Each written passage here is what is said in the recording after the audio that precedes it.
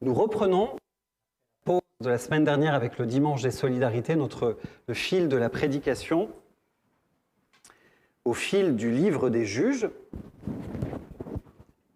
Et nous sautons directement au chapitre 6 avec ce que nous appelons des chapitres 6 à 8 le cycle de Gédéon. Et je vais me consacrer aujourd'hui simplement à la première partie du chapitre 6, des versets 1 à 24. Nous allons lire, et la semaine prochaine, c'est Anne Schweitzer qui poursuivra. Je vais faire aujourd'hui l'appel de Gédéon, et elle poursuivra donc avec les victoires et les doutes de Gédéon, et notamment la fameuse toison. On va voir ce qu'on peut en retenir de ces deux passages pour notre vie de disciples aujourd'hui. Je vous invite donc à la lecture au chapitre 6.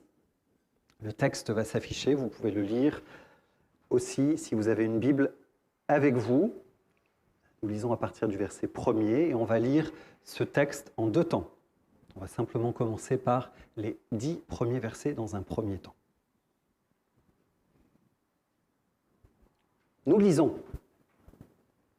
Les Israélites firent ce qui déplaît à l'Éternel,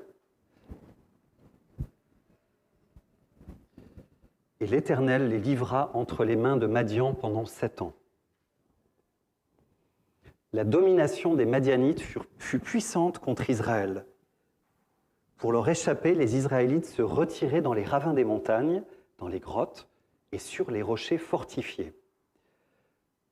Quand Israël avait semé, les Madianites montaient avec Amalek et les nomades de l'Est et marchaient contre lui. Ils campaient en face de lui, détruisaient les produits du pays jusque vers Gaza et ne laissaient en Israël ni vivres, ni bœufs, ni ânes. En effet, ils montaient avec leurs troupeaux et leurs tentes, naissants de sauterelles. Il était possible de les compter, eux et leurs chameaux, et ils venaient dans le pays pour le dévaster.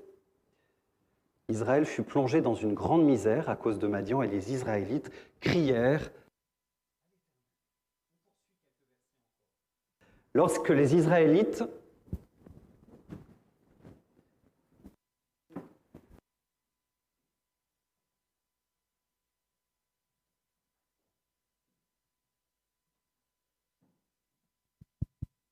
Désolé, ce n'était pas gérable le retour que j'avais. Désolé. Lorsque les Israélites crièrent à l'Éternel au sujet de Madian, l'Éternel leur envoya un prophète. Il leur dit : Voici ce que dit l'Éternel, le Dieu d'Israël. Je vous ai fait sortir d'Égypte et quitter la maison d'esclavage. Je vous ai délivré de la domination des Égyptiens et de tous ceux qui vous opprimaient. Je les ai chassés devant vous, et je vous ai donné leur pays. Je vous ai dit, je suis l'Éternel, votre Dieu. Vous ne craindrez pas les dieux des Amoréens, même si vous habitez dans leur pays. Mais vous ne m'avez pas écouté. Je m'en arrête là pour l'instant pour la lecture.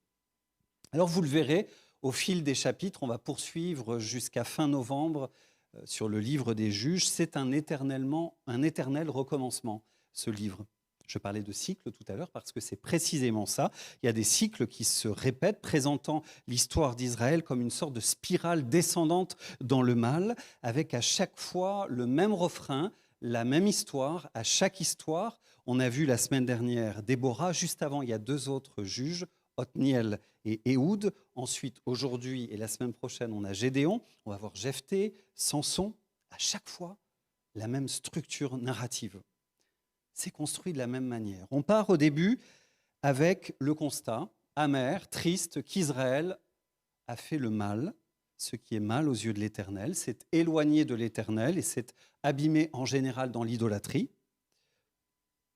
Deuxième temps, ce qui engendre la colère, le jugement de Dieu, et conduit à l'oppression du peuple, comme dans notre texte. L'oppression du peuple par un peuple étranger sur la terre qu'Israël aurait dû conquérir, dominer précisément. Vous vous souvenez du livre de Josué par lequel on avait préparé cette série. Puis, troisième partie, dans l'adversité, dans la détresse, les Israélites, les enfants d'Israël crient à Dieu implorent Dieu pour qu'il intervienne, pour qu'il les délivre. Alors, immanquablement, à chaque fois, avec la même patience, la même sollicitude, Dieu vient, envoie à compassion et suscite un libérateur, un juge. C'est dans ce sens-là qu'il faut entendre, comprendre les juges. Et s'ensuit alors, après quelques péripéties qui peuvent varier d'un cycle à l'autre, une période de paix, de répit, plus ou moins longue, jusqu'à la mort du libérateur suscité. Et on repart pour un cycle et on repart pour un tour. Les mêmes causes produisant les mêmes effets, mais à chaque fois, je parlais d'enlisement dans le mal, à chaque fois de manière aggravée. La dernière fois, vous avez vu, Déborah était exemplaire dans son rôle de juge. Les juges qui sont envoyés à chaque fois, vous verrez au fil des étapes, au fil des cycles, la qualité des juges va se dégrader en même temps que l'état du peuple. On a les leaders qu'on mérite. Je ne sais pas ce qu'il faut en conclure pour notre Église aujourd'hui. On a les leaders qu'on mérite et vous allez voir, Déborah, voilà, je le disais, était exemplaire dans le récit. Les deux précédents, Othniel et Ehud aussi, mais avec Gédéon, vous allez voir aujourd'hui et surtout la semaine prochaine que le personnage est relativement ambigu et que sa fin de carrière n'est pas très glorieuse. Avec le suivant, Jephthé, on verra. Vous vous souvenez du vœu de Jephthé, vœu insensé, par lequel il va sacrifier sa propre fille. Et ensuite, avec Samson, ça peut-être qu'on connaît un petit peu plus l'histoire de Samson, dans nos souvenirs de l'enseignement à l'école du dimanche, mais voilà, un homme capable du meilleur comme du pire. La société d'Israël, au fil de ces cycles, se dégrade, et sur la fin, dans l'épilogue, vous verrez, avec Louis Schweitzer, on décrira. L'auteur décrit une société de voleurs et dans l'ultime étape, on passe d'une société de voleurs à une société de violeurs. C'est assez sombre, c'est assez noir, effectivement. Ce récit, on verra ce qu'on peut en tirer aussi avec Louis de l'ensemble du juge, du livre des juges, ce que ça nous enseigne. L'histoire de Gédéon, donc, plus spécifiquement, elle vient juste après, vous relirez le chapitre d'avant, la toute fin, après le cantique triomphal de Déborah. Plein de promesses. Tout semblait aller pour le mieux. Et là, le constat, dans notre lecture, la rechute dramatique d'Israël crée un effet de choc pour le lecteur. Qu'est-ce qui s'est passé? Qu'est-ce qui s'est encore? Comment on peut en retomber à ce niveau-là? La situation est terrible. L'auteur la dépeint de manière très claire. Le peuple se retrouve traqué, en insécurité permanente, en proie à des raids meurtriers des peuples alentours et de la part des Madianites en particulier. Et on apprend quelques versets plus tard, au verset 28, ce sera la semaine prochaine, mais on apprend la cause finalement de cette déchéance. Le peuple d'Israël s'est livré, encore une fois, au culte de Baal. C'est d'autant plus ironique que Baal était la divinité de l'abondance, de l'agriculture, de la nature. Le peuple s'est tourné vers ce Dieu-là et se retrouve, et l'auteur se plaît à dépeindre la situation d'Israël dans une situation de pauvreté extrême, de disette, avec un contraste net qui est dessiné avec des effets de parallèle, un contraste entre la puissance de Madian. On a un peuple rapide, intrépide, guerrier, puissant, nombreux, dévastateur comme la nuée des sauterelles. Le choix là n'est pas anodin, c'est une référence claire aux plaies d'Égypte, mais là la plaie s'est inversée, retournée contre le peuple de Dieu et en contraste donc la fragilité d'Israël.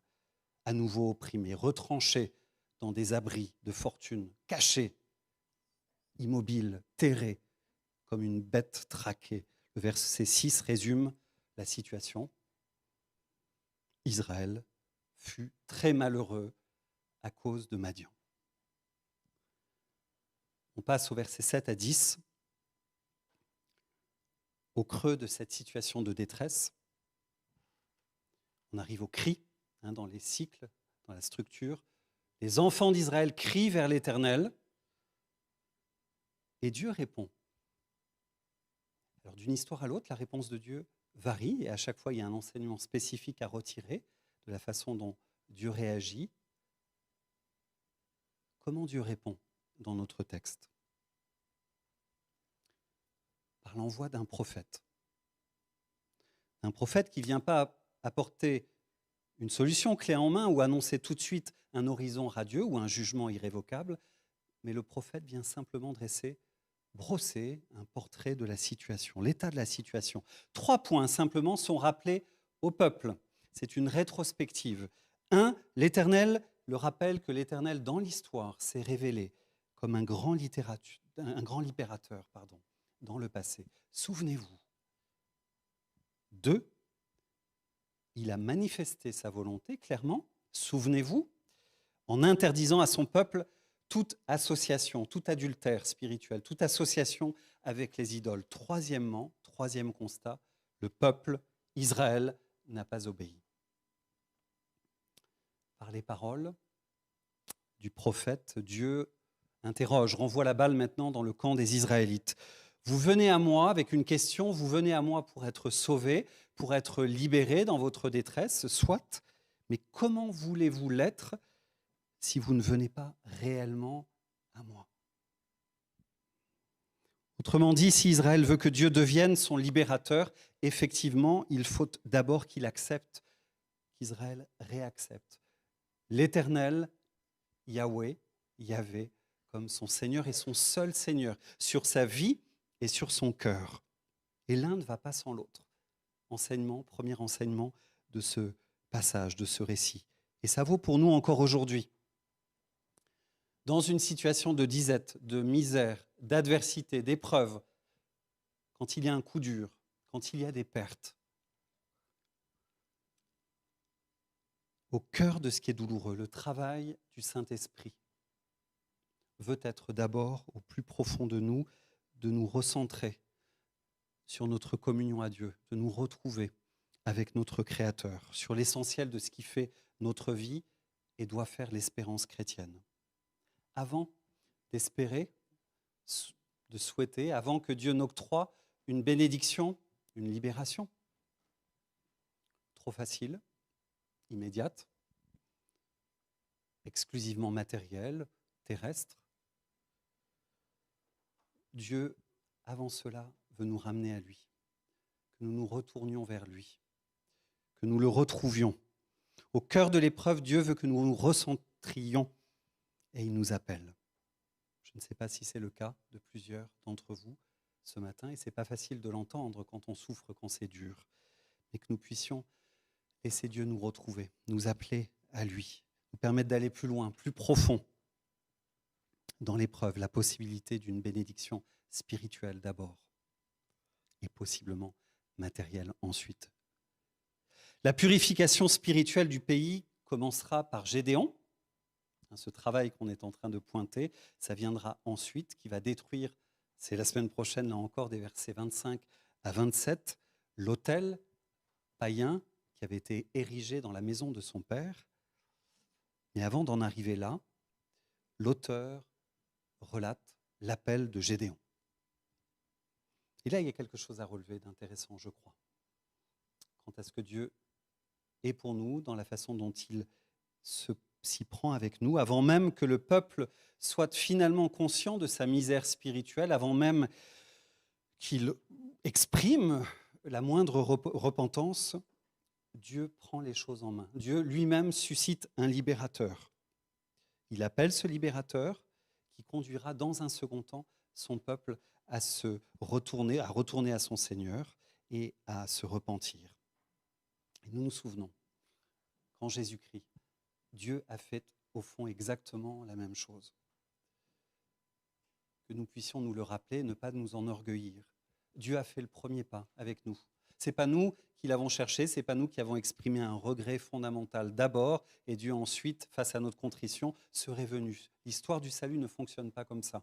Ce récit des juges le pointe, annonce Jésus-Christ, et nous nous souvenons qu'alors que nous étions ennemis de Dieu, errants, absolument rebelles, absolument pas conscients d'avoir blessé notre Créateur, le Père a envoyé son Fils de manière prévenante. Il a envoyé un libérateur pour nous rendre conscients, effectivement, de notre état, de notre misère spirituelle. Dieu fait le premier pas de manière inlassable. Je trouve qu'il y a quelque chose de touchant dans ce que ça révèle du cœur de Dieu. Toujours prévenant, toujours patient, en dépit des cycles dans lesquels parfois nous nous enfermons dans nos propres vies.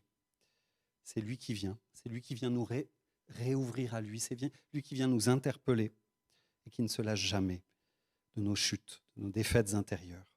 Il est temps, ce matin, encore de revenir à Dieu. Il est temps encore de crier vers lui. Dieu a envoyé un libérateur et la main est tendue encore ce matin. L'appel de Gédéon. Nous lisons maintenant des versets 11 à 24, la deuxième partie du récit, et l'appel à proprement dit. Je lis. Puis l'ange de l'Éternel vint, et il s'assit sous le térébinthe d'Ophra, qui appartenait à Joas, un arbre donc, membre de la famille d'Abiézer.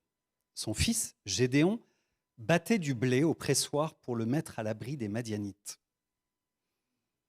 L'ange de l'Éternel lui apparut et lui dit : « L'Éternel est avec toi, vaillant héros. »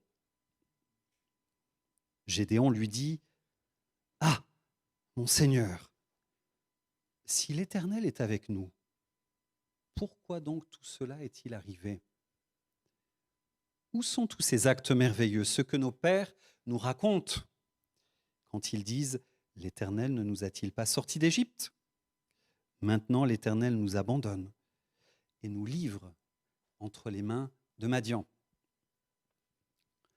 L'Éternel se tourna vers lui et dit : va avec la force que tu as et délivre Israël de l'oppression de Madian. N'est-ce pas moi qui t'envoie ? Gédéon lui dit : ah, mon Seigneur, avec quoi délivrerai-je Israël ? Mon clan est le plus faible de Manassé et je suis le plus petit dans la famille de mon père. L'Éternel répondit : moi je serai avec toi et tu battras les Madianites comme s'ils agissaient d'un seul homme. Gédéon lui dit : si j'ai trouvé grâce à tes yeux, donne-moi un signe pour montrer que c'est bien toi qui me parles. Ne t'éloigne pas d'ici jusqu'à ce que je revienne auprès de toi, que j'apporte mon offrande et que je la dépose devant toi. Et l'Éternel dit : je resterai jusqu'à ce que tu reviennes. Gédéon entra chez lui, prépara un chevreau et fit des pains sans levain, avec 22 litres de farine. Il mit la viande dans un panier et le jus dans un pot, les lui apporta sous le térébinthe et les présenta. L'ange de Dieu lui dit : prends la viande et les pains sans levain, pose-les sur le rocher et verse le jus par-dessus. C'est ce que fit Gédéon. L'ange de l'Éternel avança le bâton qu'il avait à la main et en toucha la viande et les pains sans levain. Alors un feu s'éleva du rocher, un feu qui brûla la viande et les pains sans levain. Puis l'ange de l'Éternel disparut de la vue de Gédéon. Comprenant que c'était l'ange de l'Éternel, Gédéon s'exclama : malheur à moi, Seigneur éternel, car j'ai vu l'ange de l'Éternel face à face. Et l'Éternel lui dit : reste en paix, n'aie pas peur, tu ne mourras pas. Gédéon, et nous finissons là, construisit à cet endroit un autel à l'Éternel et l'appela l'Éternel paix. Il existe aujourd'hui encore, précise l'auteur au moment de la rédaction, à Ophra, cet autel qui appartenait à la famille d'Abiézer. Deux parties dans cet appel. La première partie, les promesses que Dieu fait à Gédéon. Deuxième partie, la réalisation du signe qu'il demande à l'Éternel. Tout d'abord, j'aimerais relever que l'Éternel, Dieu, se présente à Gédéon sous quelle forme ? sous la forme d'un ange, l'ange de l'Éternel. Alors, on connaît, pour ceux qui sont familiers des récits bibliques, cette figure, elle est régulière, toujours mystérieuse. On la voit dans le récit d'Abraham, de Moïse. Il y a d'ailleurs des liens, des références très claires entre ces différents récits-là. L'ange de l'Éternel, avec, dans notre texte, une identification assez claire, je ne sais pas si vous êtes d'accord, entre les deux. On voit que l'ange de l'Éternel, c'est l'Éternel. Il s'agit de la même personne. Vous êtes d'accord avec ça dans notre texte? Regardez par exemple les versets 12 et 14 qui se touchent, c'est le même dialogue, c'est les deux mêmes personnes en présence, Gédéon et l'ange de l'Éternel. Et là, il y a un petit glissement très simple. Une fois au verset 12, il est écrit « L'ange de l'Éternel lui apparut et lui dit », et l'autre fois, l'Éternel, la même personne, se tourna vers lui et dit. Et ce qu'il y a de touchant, là encore, et beaucoup de commentateurs s'accordent à le dire, c'est qu'il y a là, dans ce texte, la trace d'un dédoublement en Dieu. Il y a un mystère. Il y a un mystère. Il y a comme les prémices de la révélation trinitaire, un peu voilée. L'Éternel est son envoyé, cet ange qui s'incarne dans ce visiteur. L'Éternel est son envoyé, semble être deux personnes, puisqu'on les décrit différemment et en même temps ne forment qu'une. Comme une première trace aussi de l'incarnation, je vous parlais d'incarnation, une incarnation qui est partielle et temporaire, mais je crois l'annonce de la révélation du Fils à venir, la deuxième personne de la Trinité qui viendra dans le Christ, le libérateur promis, le libérateur ultime pour l'humanité. L'ange, approche donc et s'assied sous un arbre. Dans un premier temps, Gédéon observe, on peut l'imaginer, on imagine la scène, il peut observer ce visiteur qui peut peut-être passer pour un voyageur fatigué, à la recherche d'un peu d'ombre, d'un peu de répit, d'un peu de repos, mais il réalise vite qu'il a en face de lui quelqu'un qui veut engager la conversation avec lui, prendre le temps de discuter. La salutation de l'ange est brève, mais chaleureuse. 4 mots en hébreu. L'Éternel est avec toi. Vaillant héros. Le premier, pour dire la disposition de Dieu à l'égard de cet homme qui semble perdu, pauvre. Et deuxièmement, pour souligner le statut important de Gédéon dans le projet, dans le plan de Dieu. Vaillant héros. Alors on peut imaginer, mettez-vous à la place de Gédéon, comment, à votre avis, il a accueilli cette salutation, notamment la deuxième, vaillant héros. Je ne suis pas sûr qu'il se considérait comme tel, démonté, enfermé dans une grotte, humilié. Cette déclaration me semble évidemment prophétique, il y a quelque chose de l'ordre de l'annonce, mais Gédéon a tout lieu de prendre, j'imagine, dans la situation dans laquelle il se trouve avec son peuple, comme cette expression comme de l'ironie. Ça le questionne en tout cas, et au verset 13, le verset 13 révèle sa perplexité. Comment Dieu peut-il être avec lui et le nommer vaillant héros, puisqu'Israël est dominé? Je reformule, dominé par les ennemis. Sa réflexion et la question qu'il adresse à son visiteur, à l'ange, elle est sérieuse, elle est théologiquement fondée, je crois. Elle reflète une foi profonde dans la souveraineté de Dieu et dans la justice divine. Gédéon ne dit pas, si vous relevez et relisez le texte, que Dieu est impuissant. Il ne l'accuse en aucun cas de cela. Il ne dit pas non plus que l'ennemi est tout-puissant. Ce qu'il dit, c'est simplement que les misères d'Israël viennent directement de Dieu. Donc il fait le lien. Maintenant, dit-il, l'Éternel nous abandonne. Expression du Dieu souverain qui laisse son peuple sciemment, volontairement dans cette situation. Et il nous livre entre les mains de Madian. Certains pourraient croire, ou ont pu croire, que Gédéon se révolte dans cette situation en venant confronter par ces questions son visiteur. Et c'est aller au-delà, je crois, de ces paroles. Je crois que Gédéon se contente de dire son étonnement. Il questionne de manière sincère, essaye de comprendre, et Dieu, dans sa pédagogie, le pousse essayer de comprendre ce qui se passe. Il dit son étonnement donc devant des paroles qui annoncent la paix avec Dieu, alors que la réalité témoigne d'un jugement de Dieu. Et sa réaction est en quelque sorte, je crois, une sorte de confession des péchés à la fin du peuple, confession que Dieu attendait, et elle provoque cette confession, le fait que Dieu a abandonné légitimement le peuple, encore une fois, entre les mains des Madianites, elle provoque une réaction de la part de l'Éternel. Quelle est cette réaction ? Si vous avez votre texte devant vous. Une réaction que je crois positive au verset 14. L'Éternel se tourna vers lui en signe d'ouverture, en signe d'accueil, en signe d'approbation pour la parole que Gédéon vient de lui adresser. Et d'ailleurs, si vous relevez, c'est pas anodin le choix des mots dans un texte, dans le récit biblique, à chaque fois c'est très bien construit.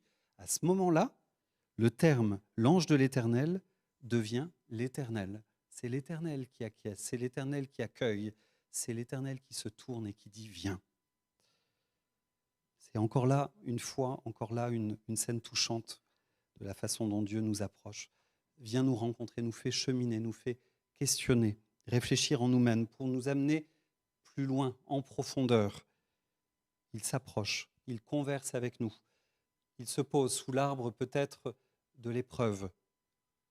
On l'a vu, pour nous inviter à réfléchir sur nos situations, sur notre passé, sur là où on en est, et nous invite à réaliser davantage, dans tous les cas, notre besoin intime de Dieu et de ce qu'il veut être pour nous, en profondeur.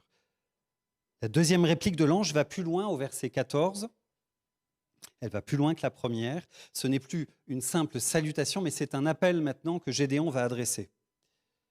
Dieu indique clairement son projet. Il indique qu'il veut délivrer Israël et que c'est par Gédéon qu'il va le faire.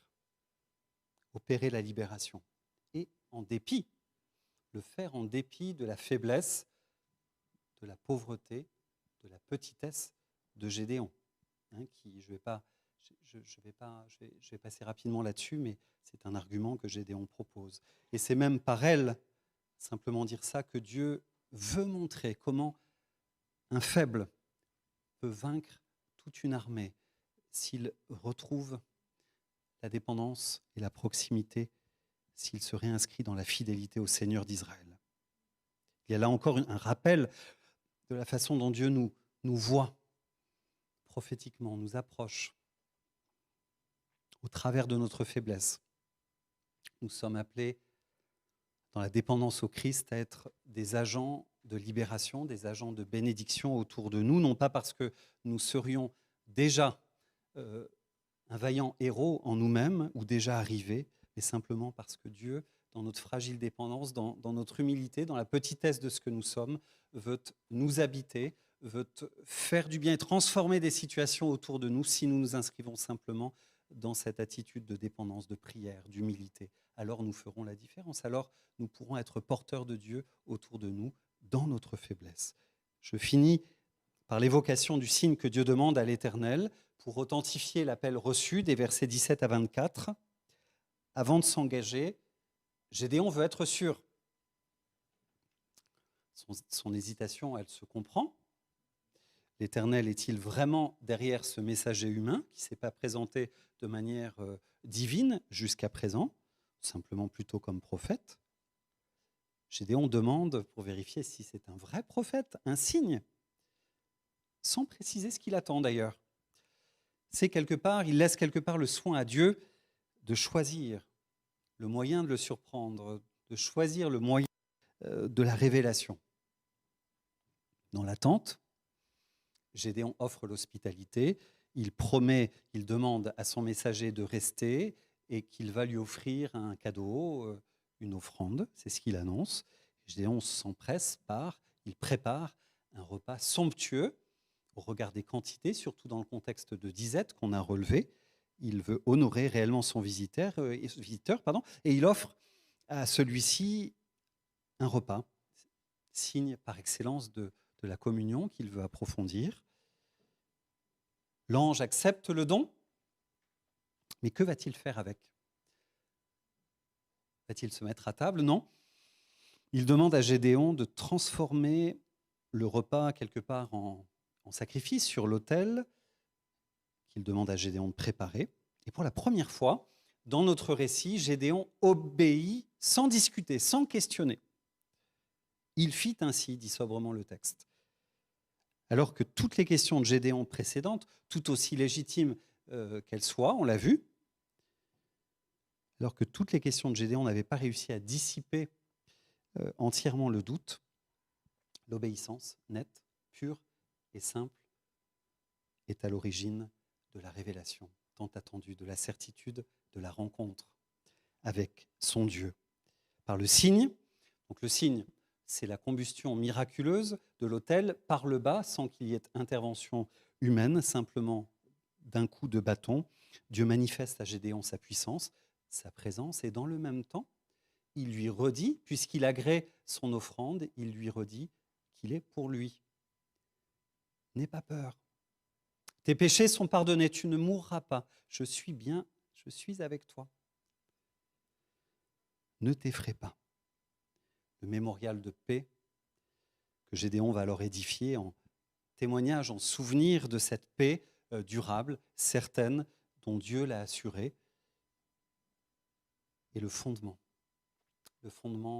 de sa vocation, de la suite.